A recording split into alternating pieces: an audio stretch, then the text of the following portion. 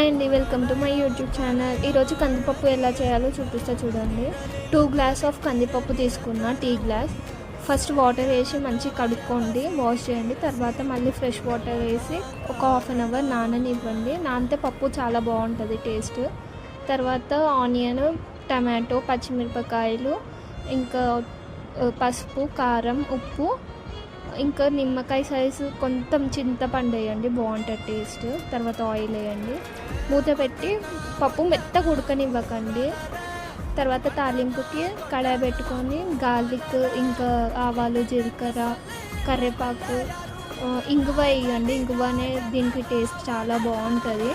ఇంగువ వేస్తే చాలా మంచిగా ఫ్లేవర్ వేరుంటుంది, డిఫరెంట్గా మీకు తెలుస్తుంది. నార్మల్ పప్పుకి దీనికి డిఫరెన్స్. పసుపు వేయండి. తర్వాత పోపును దాంట్లో వేసి ఒక్కసారి కలపండి. టేస్టీ అయిన పప్పు రెడీ అవుతుంది.